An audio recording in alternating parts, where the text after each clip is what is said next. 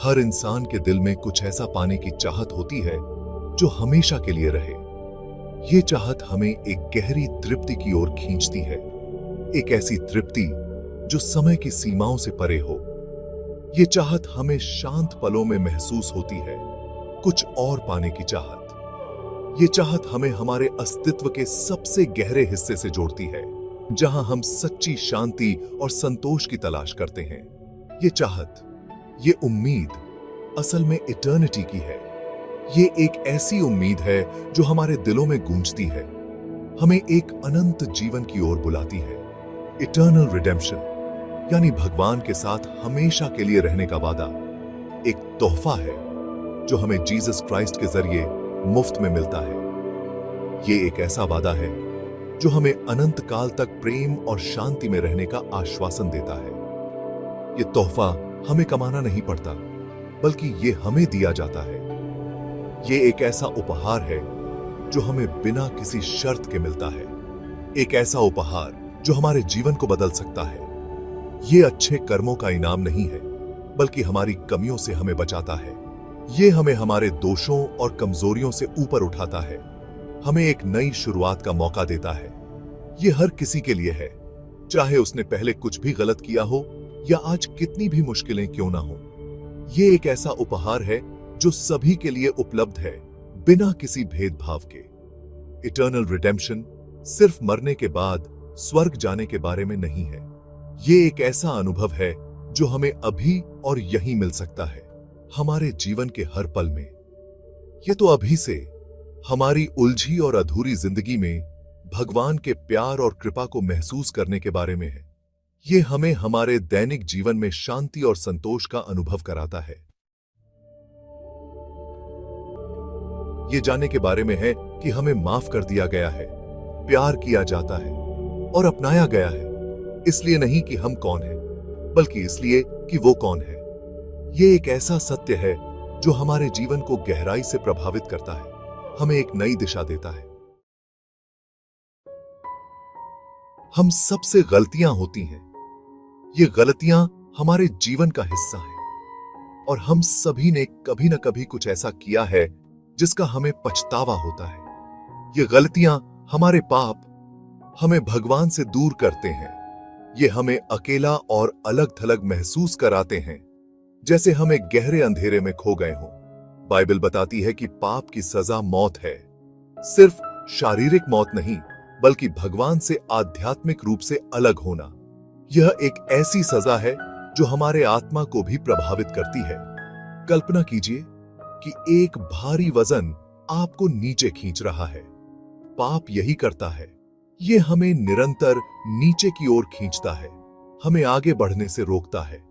ये हमें बोझ तले दबा देता है, हमें उस जीवन की परिपूर्णता का अनुभव करने से रोकता है जो भगवान ने हमारे लिए चाही थी। हम थकान और निराशा महसूस करते हैं, लेकिन भगवान ने अपने असीम प्यार में उस बोझ को दूर करने का एक रास्ता दिया। उन्होंने हमें एक नई आशा और एक नई शुरुआत का उपहार दिया। उसने अपने बेटे जीसस क्राइस्ट को भेजा ताकि वो हमारे पापों की सजा खुद अपने ऊपर ले ले। जीसस ने हमारे लिए अपने जीवन का बलिदान दिया। क्रॉस पर जीसस के बलिदान के जरिए हमें पूरी तरह से माफी मिलती है। यह माफी हमें एक नया जीवन देती है, एक नया अवसर। यह कोई आंशिक माफी नहीं है या कोई अस्थायी उपाय नहीं है, यह एक स्थायी और संपूर्ण माफी है। यह पूर्ण और शाश्वत मुक्ति है। यह हमें एक नई दिशा और एक नई रोशनी में ले जाती है, जहां हम सच्ची शांति और खुशी पा सकते हैं।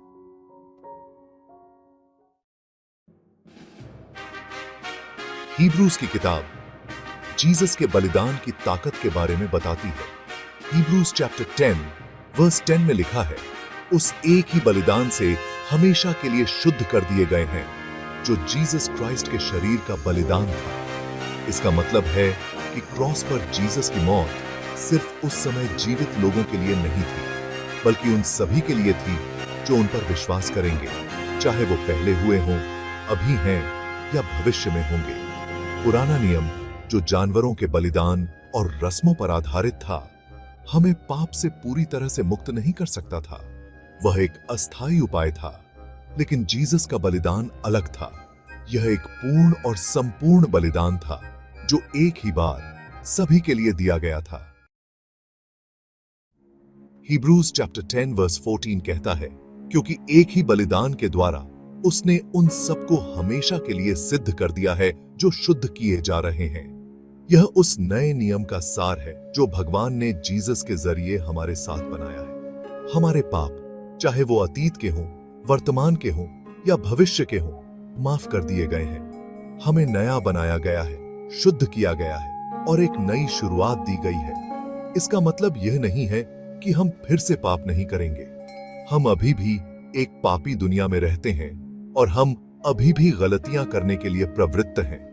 लेकिन फर्क यह है कि अब हम अपने पापों से बंधे नहीं हैं। हम जीसस के लहू से ढके हुए हैं और भगवान की नजरों में हम धर्मी हैं। यह नया वाचा हमें एक नई पहचान देता है, एक नई दिशा देता है। यह हमें याद दिलाता है कि हम हर दिन एक नई शुरुआत कर सकते हैं और भगवान के प्रेम में आगे बढ़ सकते हैं। यह वाचा हमें एकजुट करती है, हमें एक परिवार बनाती है और हमें एक दूसरे के साथ प्रेम और करुणा से पेश आने के लिए प्रेरित करती है। Section 5, living in the light of forgiveness. यह जानकर कि हमें माफ कर दिया गया है, सब कुछ बदल जाता है। यह हमें अपराध बोध, शर्म और निंदा से मुक्त करता है। यह हमें भगवान के प्यार की रोशनी में जीने की अनुमति देता है, यह जानते हुए कि हमें स्वीकार किया गया है और हम प्रिय हैं। लेकिन माफी के इस अविश्वसनीय उपहार से अक्सर एक सामान्य प्रश्न उठता है, अगर मुझे पहले ही माफ कर दिया गया है तो क्या मैं पाप करता रह सकता हूं? इसका जवाब है साफ साफ ना। Section 6, the danger of deliberate sin. Hebrews chapter 10 verse 26 हमें चेतावनी देता है, क्योंकि अगर हम सच्चाई की समझ हासिल करने के बाद जानबूझकर पाप करते रहें तो पापों के लिए और कोई बलिदान बाकी नहीं है। यह आयत शाश्वत क्षमा की सच्चाई का खंडन नहीं करती है। यह भगवान की कृपा को हल्के में लेने के खतरे को संबोधित करती है। जब हम वास्तव में भगवान के प्यार की गहराई और उस बलिदान को समझते हैं जो उसने हमारे लिए दिया, तो यह हमारे दिलों को बदल देता है। हम अब पाप में जीना नहीं चाहते हैं। भगवान की कृपा का अनुभव करने के बाद जानबूझकर पाप को चुनना उसके प्यार को अस्वीकार करना है और हमारे भीतर काम करने वाली पवित्र आत्मा की परिवर्तनकारी शक्ति का खंडन करना है। Section 7, the struggle is real but grace is greater. इसका मतलब यह नहीं है कि हम प्रलोभन से नहीं जूझेंगे या रास्ते में ठोकर नहीं खाएंगे। हम अभी भी इंसान हैं और हम अभी भी चुनौतियों का सामना करेंगे। लेकिन फर्क यह है कि अब हमारे भीतर पवित्र आत्मा की शक्ति है जो हमें मार्गदर्शन करती है, दोषी ठहराती है और हमें परमेश्वर का सम्मान करने वाला जीवन जीने के लिए सशक्त बनाती है। भगवान की कृपा पाप करने का लाइसेंस नहीं है, बल्कि इसके खिलाफ हमारी लड़ाई में एक जीवन रेखा है। यह ताकत का स्रोत है जो हमें प्रलोभन का विरोध करने और धार्मिकता चुनने में सक्षम बनाती है। Section 8, beyond human understanding. शाश्वत क्षमा की अवधारणा हमारी अपूर्णताओं के बावजूद पाप से पूरी तरह से शुद्ध होने की अवधारणा को समझना मुश्किल हो सकता है। हमारे मानवीय दिमाग चीजों को निष्पक्षता और न्याय के नजरिए से देखते हैं। हम मानते हैं कि हमें अपना रास्ता खुद बनाना होगा, अपनी गलतियों की सजा भुगतनी होगी। लेकिन भगवान के तरीके हमारे तरीकों से ऊपर हैं।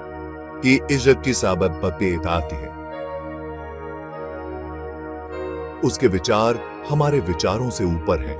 उसका प्यार और कृपा हमारी मानवीय समझ से परे एक स्तर पर काम करते हैं।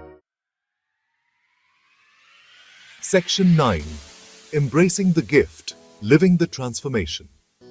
Eternal Redemption एक निष्क्रिय अवधारणा नहीं है। यह सिर्फ ऐसी चीज नहीं है जिस पर हम विश्वास करते हैं। यह कुछ ऐसा है जिसे हम जीते हैं। जब हम क्षमा के उपहार को स्वीकार करते हैं तो हम बदल जाते हैं। हम भगवान को प्रसन्न करने, पाप से दूर होने और प्यार, कृपा और आज्ञाकारिता से भरे जीवन जीने की इच्छा से भर जाते हैं। यह परिवर्तन रातों रात नहीं होता है। यह एक प्रक्रिया है, विश्वास की यात्रा है और हम रास्ते में ठोकर खाएंगे, लेकिन हम इस रास्ते पर अकेले नहीं चलते हैं। हमारे पास पवित्र आत्मा हमारे मार्गदर्शक के रूप में है और हमारे पास हमें बनाए रखने के लिए भगवान के अटूट प्रेम और कृपा का वादा है। Section 10, A Love Story Written in Grace। Eternal redemption एक प्रेम कहानी है। यह उस भगवान की कहानी है जो हमसे इतना प्यार करता है कि उसने अपने ही बेटे को हमारे लिए मरने के लिए भेजा, ताकि उस दूरी को पाटा जा सके जो हमें उससे अलग करती थी। यह एक उद्धारकर्ता की कहानी है जिसने स्वेच्छा से अपना जीवन दे दिया ताकि हम सच्ची स्वतंत्रता और अनंत जीवन का अनुभव कर सकें। और यह हमारी कहानी है, एक कहानी जो हर दिन लिखी जा रही है। जब हम उसके प्यार और कृपा के प्रकाश में चलना चुनते हैं, उसकी क्षमा और आशा को एक ऐसी दुनिया के साथ साझा करते हैं जिसे मुक्ति की सख्त जरूरत है।